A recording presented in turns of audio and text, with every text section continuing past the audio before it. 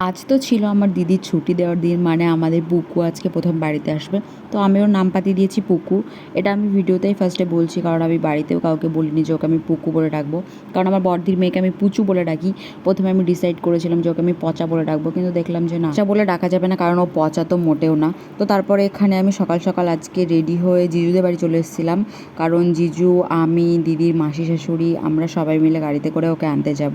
মানে ও নার্সিংহোমে এখন একাই আছে। আর আমি তো এখানে এসে ফটাফট করে বেলুন ফুলিয়ে একদম গাড়িটা সাজিয়ে নিয়েছিলাম। এইসব জিনিস আমি বাড়ি থেকেই নিয়ে এসেছিলাম। আর বেলুনগুলো আমার থেকেও বেশি স্ট্রাগল করছে মন প্রাণে এই গাড়িতে থাকার জন্য, কিন্তু দুর্ভাগ্যবশত ওরা শেষমেশ সারভাইভ করতে পারিনি, ওরা নার্সিংহোম অবধি আসতে পারিনি। শুধু বয়ের ওটা ছিল, আর আমি যে ওখানে ডলটা বাঁধিয়েছিলাম সেটা ছিল।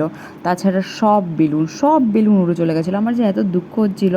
আমি ভাগ্যিস একটা ছবি তুলে রেখে দিয়েছিলাম, সেটাই আমার স্মৃতি, যে না, আমি এত কষ্ট করে সাজিয়েছি। এটা আমি দিদিকে দেখিয়েছিলাম যে দেখ দিদি, তোর গাড়িটা মোটেও এরকম আসেনি, আমি ভালো করে সাজিয়ে নিয়েছিলাম, বাট এরকম হয়ে গেছে হাওয়ায়। তারপর তো এখানে দিদি আর পুকুকে নিয়ে আমরা দিদি শ্বশুর বাড়িতে, মানে ওদের বাড়িতে চলে গেছিলাম।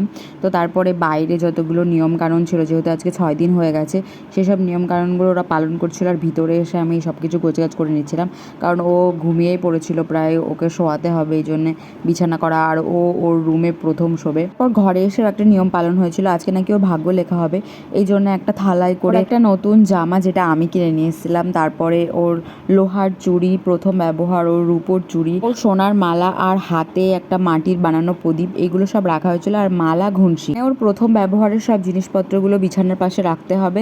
তারপরে নিয়মে ছিল যে ওকে খাইয়ে ঘুম পাড়িয়ে শুইয়ে রেখে দিতে হবে, আর ঘরের সবাই বাইরে চলে যেতে হবে। যতক্ষণ না ও কাঁদবে ততক্ষণ ঘরে আসা যাবে না। তার মানে নিয়মে এটা বলে যে যতক্ষণ ও ঘুমিয়ে থাকবে ততক্ষণ ভগবান এসে ওর ভাগ্য লিখবে। তো ও যেহেতু অনেকক্ষণ ঘুমায়, এই জন্য আমরা অতক্ষণ ওয়েট করেছিলাম না। আমরা 1-1.5 ঘন্টা মতন ওকে ঘরে রেখে দিয়ে তারপরে বাইরে ছিলাম সবাই, দেন আমরা আবার ঘরে চলে এসেছিলাম।